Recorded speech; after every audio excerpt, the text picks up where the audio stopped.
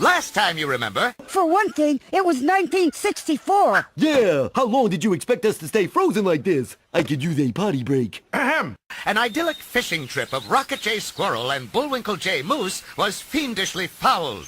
It seemed that the evil Boris Badenov and the equally evil Natasha Fatale had given them an explosive metal fish.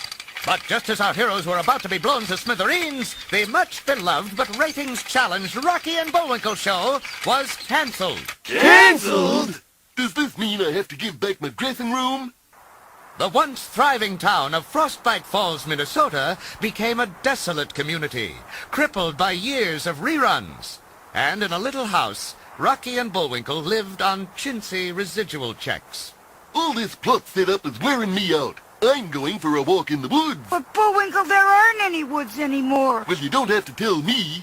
I'm the chairman of the Frostbite Falls Society for Wildlife Conversation. You mean wildlife conservation. What did I say? You said wildlife conversation. Well, somebody's got to start talking about these things.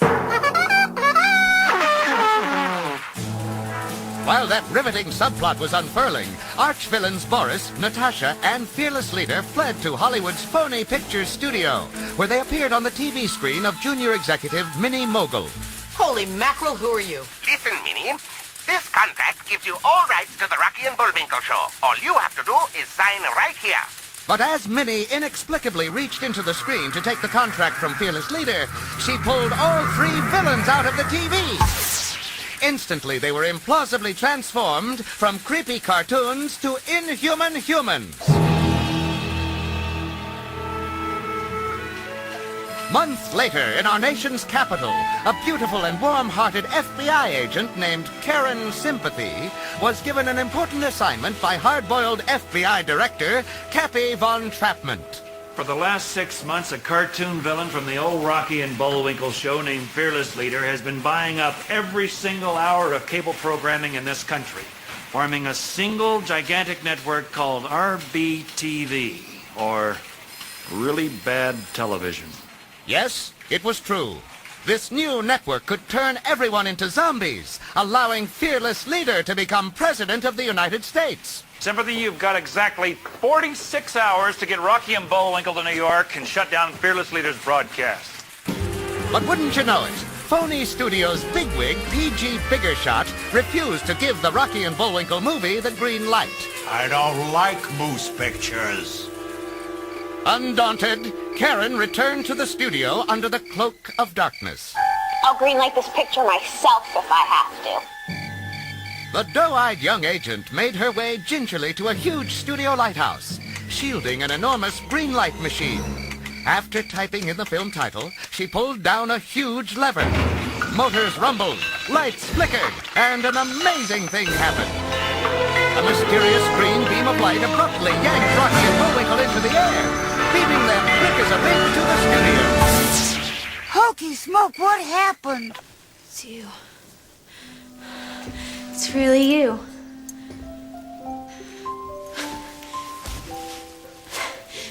Rocky. And Bull. I believe the word you're searching for is winkle. Bullwinkle.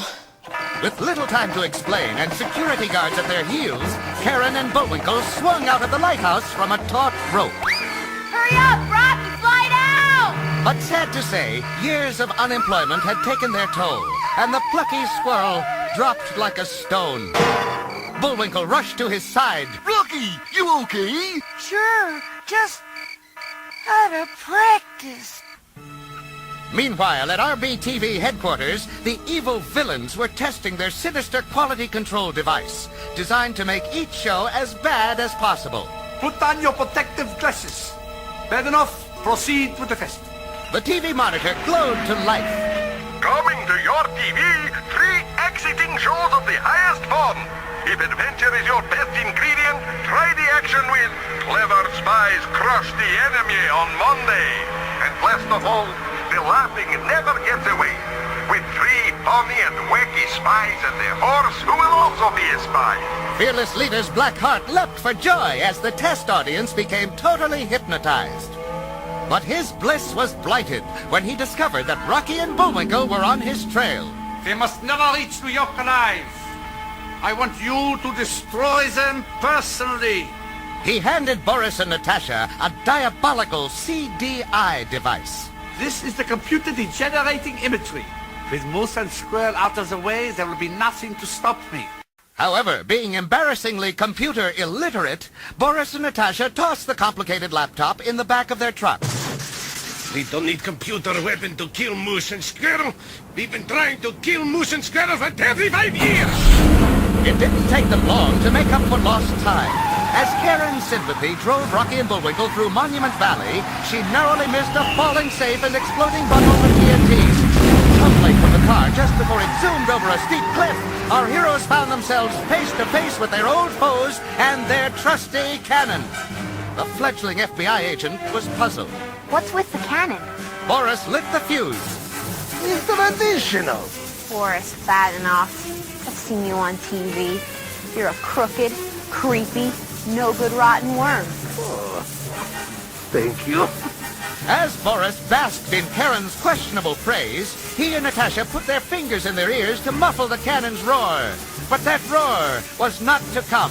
That is bull. For you see, the perky young agent had put out the fuse by means of a moistened finger. All the villains could hear was their truck, speeding away with our heroes safely inside. Boris, darling, maybe it's time to update our technique.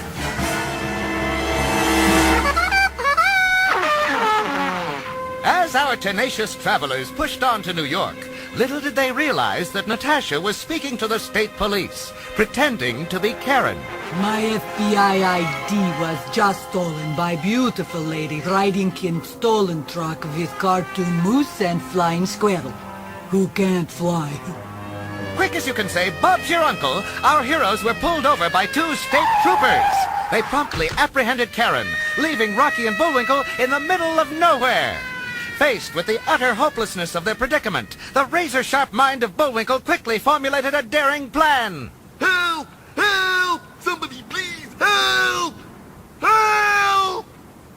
Things looked mighty dark for our intrepid heroes. It is getting kind of dark. Bullwinkle, he means our situation. Oh. Fortunately, they were finally picked up by a couple of fresh-faced college kids named Martin and Lewis on their way to Bullwinkle's old alma mater, Wasamata U. During the drive, the mighty moose made a strange observation. Heavens to Betsy! This car is sticking its tongue out at me. Don't you guys know about faxes? It's a way of transmitting computer-generated information across great distances in the blink of an eye. Rocky was excited by the faxed message. Hokey smoke, Bullwinkle. What's the matter? You wants to give you an honorary degree. Our heroes never dreamed that Boris and Natasha had pledged a huge contribution in Bullwinkle's name to lure the unsuspecting moose to the prestigious college. As Bullwinkle prepared to address a lively crowd of students, the sharp-eyed Rocky spotted Boris atop a water tower. Bullwinkle, look out! It's a trap! The tenacious squirrel tried like the Dickens to summon his faded flying skills. Got to save Bullwinkle! After one swerve over the heads of the astonished students, Rocky managed to fly up to the tower and knock the deadly CDI from Boris's hands. Exhausted, our little hero crash-landed into a row of venerable professors. Bullwinkle was overcome by the cheering. You like me! You really like me!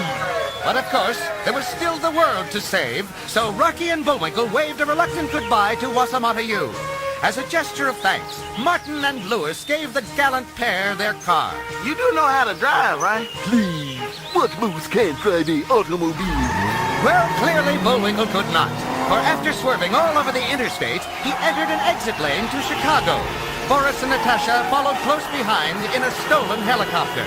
There they are! The copter began to bash the roof of the car, causing Bullwinkle to drive the vehicle over a wall and somersault it clear across the Chicago River. And you thought I couldn't drive? Leaning from the helicopter, Boris aimed the deadly CDI at our friends. It's time to say goodbye to moose and squirrel. But when Boris clicked the computer, the helicopter started to glow. Since it was computer-generated itself, the craft completely disappeared. leaving the two villains suspended in the sky over Chicago. I think you degenerated wrong special effect. Oh boy, here we go again. Mattresses! Get your beautiful pre-owned mattresses! As fate would have it, a traveling mattress salesman just happened to be walking on the street below, breaking the two fiends' fall.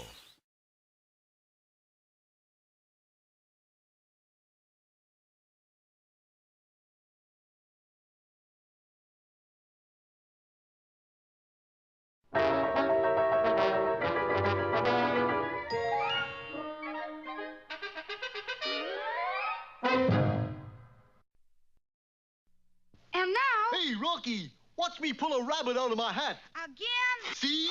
Nothing up my sleeve. Presto! No doubt about it. I gotta get another hat.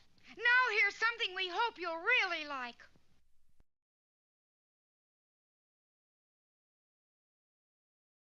Hello there, culture lovers. Today we take a look at the modern-day poet from Michigan named Marshall Mathers III, better known as Eminem. Here is one entitled Superman. They call me Superman. Leap tall. Superman ain't saving you.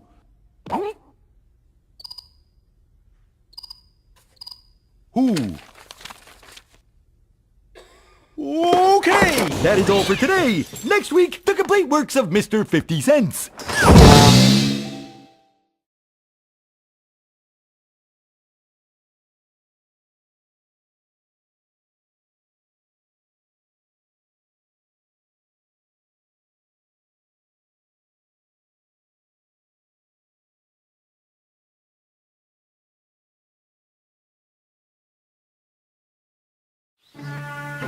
While all this was happening, our spunky young FBI agent, Karen Sympathy, had escaped from jail.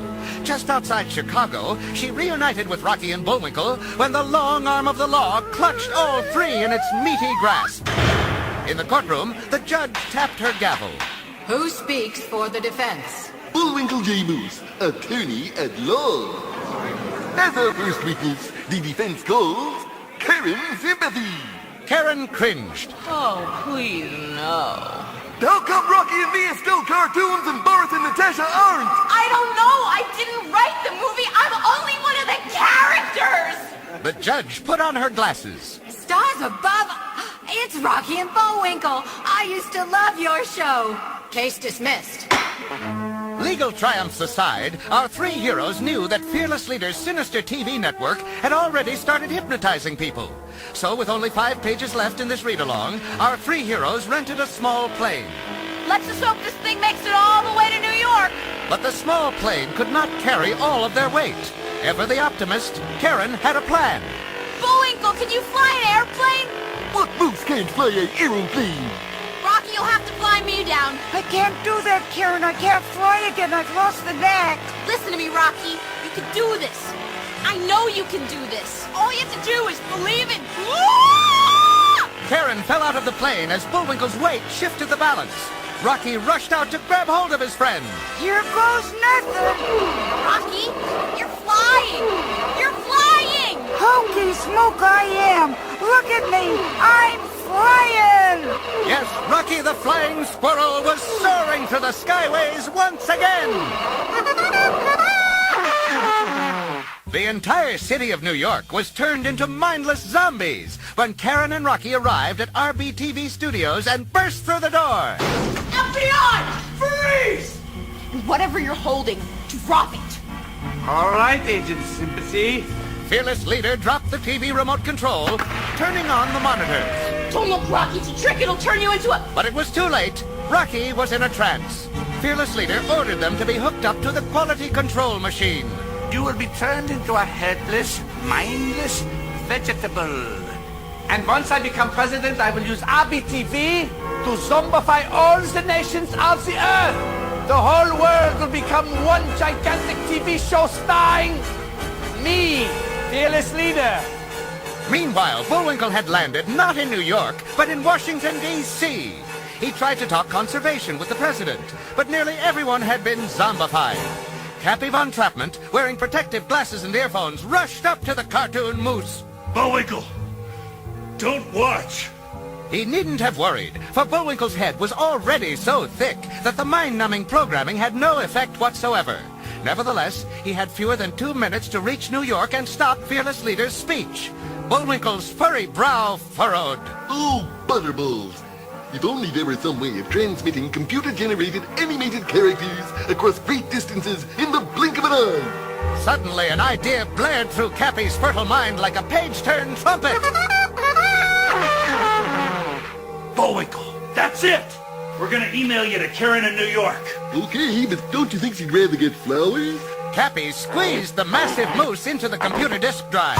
In a fraction of a second, Bullwinkle was on his way, surfing the information superhighway, on his way to save the day! Look, I'm hanging for! At the RBTV studios, all seemed lost, for Fearless Leader had begun his speech. A zombified America was agreeing to vote him president, and Karen and Rocky were changed into an artichoke and a tomato, respectively. But no sooner did Bullwinkle emerge from the computer printer than his mighty antlers jammed the quality control signal, returning Karen and Rocky miraculously back to their normal selves. Rocky! Bullwinkle, am I glad to see you. Fearless Leader cut his speech short. Get down! Bullwinkle, let's get out of here. Right behind you, Rock! With dynamic moves so precise they seemed to be choreographed for a movie, our three heroes subdued the villains and their staff of extras. Bullwinkle stepped up to the camera. Good evening, America. Turn off your TV and vote for whoever you want. Then Karen put in her 2 cents. And whoever wins the election, replant the forest in Frostbite Falls. Well, as you might have guessed, the world was saved. The villains were vanquished, and our favorite moose and squirrel were stars once again. Karen hugged her cartoon friends. I'd really like to say that I think we made a great team. And if it hadn't been for you, I never would have learned that what you believe in when you're young can still be true when you grow up. Bullwinkle winced. And they say TV's vapid. And so, all was well, especially in the revitalized town of Frostbite Falls, where a beautiful forest was planted, thanks to the heroic efforts of Bullwinkle the Moose and Rocky the Flying Squirrel!